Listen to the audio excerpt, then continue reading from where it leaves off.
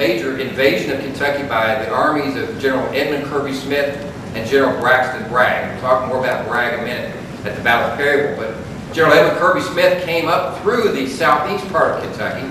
He could not come through Cumberland Gap because it was commanded by a Union force under a Union General Morgan, no relation to the one we'll talk about in a minute that you've heard of. And at the Battle of Richmond, the Union Army suffered one of the largest defeats of the entire Civil War. Several thousand Union soldiers were captured. Basically, the fighting went on at the south of the city of Richmond. The Confederate commander sent his cavalry north of the city, and as many of the Green Union troops ran, they were captured by the cavalry waiting for them on the north side of town. The Battle of Munfordville occurred with General Braxton Bragg coming up through Glasgow and on up towards the area of Bowling Green, in that area, actually in Hart County, and the Union encampment there at one of the Green River bridges was surrounded by Confederate forces and then subsequently surrendered, and that was also a rather significant loss of Union troops to the Union Army. The Battle of Perryville, of course, was the largest and the bloodiest battle of the Civil War in Kentucky. You may hear or may read where people will say that it was the bloodiest battle of the Civil War, but that's not true. As I mentioned, the Battle of Antietam, with 23,000 killed and wounded, was the largest and bloodiest casualty battle of the war. However, the Battle of Perryville, which basically the fighting occurred between about 2 o'clock and 7 o'clock on the 8th of October, 1862, resulted in the loss of over 7,000 wounded and killed between the two armies. So it was a very significant loss of life here in Kentucky. It was the largest battle and the bloodiest battle in the state of Kentucky during the war. And I'm going to show you a map and try to explain to you very quickly in just a minute how the Battle of Perryville was fought and what's interesting and unique about that. And the city of Cynthiana and Harrison County actually had two different battles or major skirmishes fought there, both in which John Hunt Morgan's forces were fighting against Union forces. And there were other smaller battles. I didn't want to list all of them, but as I mentioned, 326 total of the things that occurred. This is a map that you have a copy of in your handout. I want to tell you very quickly what happened was that the Confederate forces under General Braxton Bragg came in from the area of Harrisburg, which would be up to the northeast of the map here, leading down towards Perryville. So basically, the Confederate forces would be on the right side of this map, and the Union forces would be on the left. The Union forces had been in Louisville, and they had left Louisville early October and had headed into the center of the state in search of General Bragg's army. There were three different corps. The 1st, 2nd, and 3rd. The 1st Corps had come in, and what you can see at the top there, the Maxwell Pike.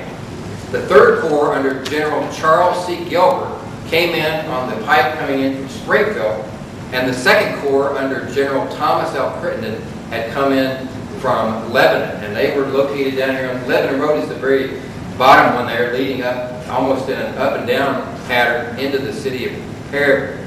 As I mentioned a minute ago, one of the significant things about this is the fact that the morning of 8 October, there were a population of 300 people in Perryville, and by the evening, by the time the sun went down, there were 7,300 casualties to be dealt with. My actual carpool buddy, Stuart Sanders, has written an outstanding book called Perryville Under Fire that's in your bibliography and also on your PowerPoint, and it talks about the aftermath of the Battle of Perryville, and I commend it to you. I won't say it's an enjoyable book, but it talks about what the impact of a Civil War battle was on all the surrounding communities and what had to be done to take care of the men who were either killed or wounded or subsequently died from a battle. The only other book like that I know was written about the Battle of Gainesbourg. As I mentioned, the 3rd Corps was on the Springfield Road, but basically the bulk of the fighting of the Battle of Perryville took place up in the Maxwell Road area and that uppermost part of the map. And I'm going to walk over to the map and just quickly show you pretty much what happened. The initial attack was started by the Confederate forces, and if you'll notice, this number 1 indicates where that attack took place. Now, their ideal was to turn the leftmost part of the Union Army and cause it to fold back on itself. But what they didn't realize is they'd been given bad intelligence, and in fact, the Union line went a great deal further north.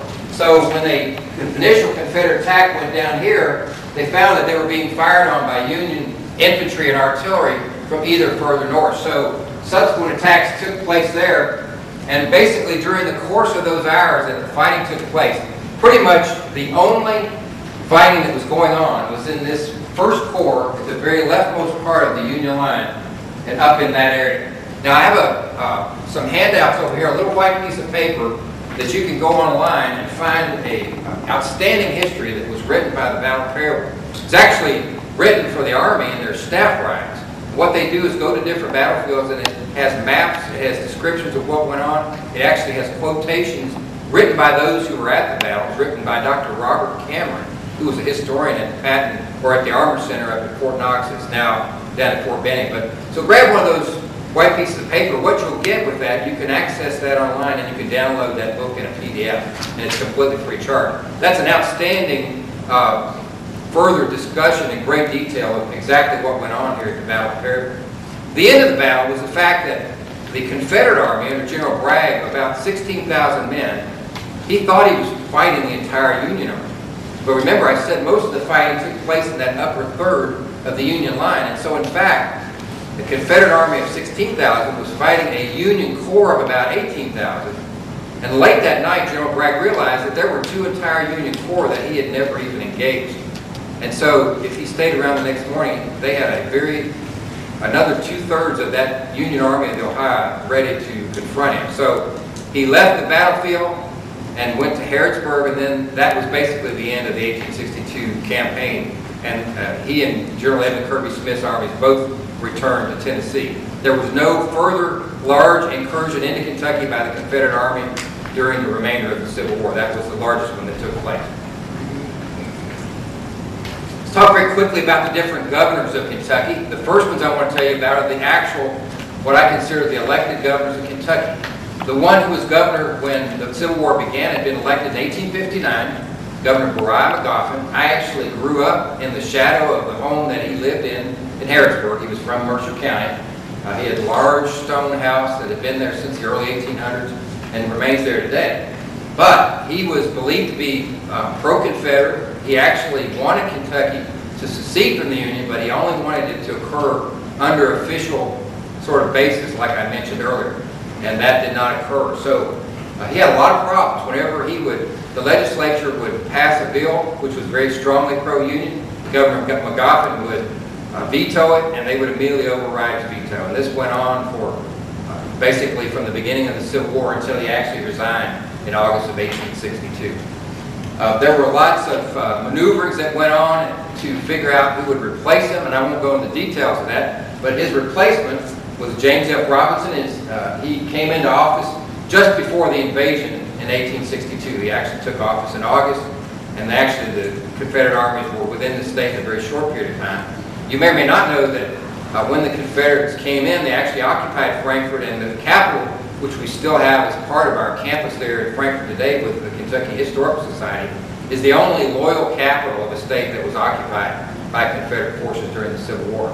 And I'd encourage you to come to Frankfort and make a visit to the Capitol. They particularly now are focusing on the Civil War history of that building and of Frankfort.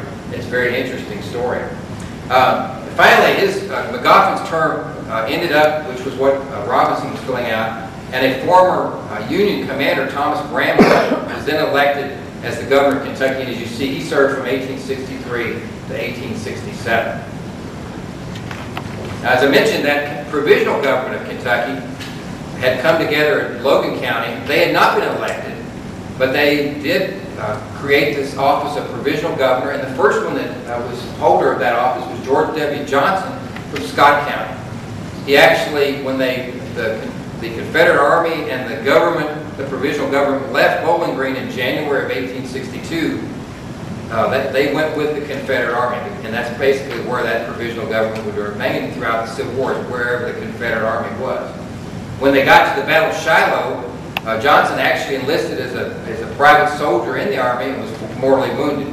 So they had to replace him, and they replaced him with Richard Hawes, who held that title and moved with the Army throughout the remainder of the Civil War. So those are the two gentlemen that held the title of Kentucky's provisional governor during those war years. As I mentioned, there were some things that occurred during the latter part of the Civil War that made a lot of Kentuckians very unhappy. And one of those was when the federal government began to not only discuss, but also to get very serious about the idea of bringing the black man into the Army. And this became more and more discussed, and they quickly found out, as I mentioned, that there were a lot of very strong pro-union figures in Kentucky who were also very strongly anti-enlisting slaves or free black men into the Union Army. Governor Gramlin, as I mentioned, who had been a Union commander, was very adamantly opposed to it. Robert J. Breckinridge, as I mentioned, a good friend of Lincoln's, was adamantly opposed to it.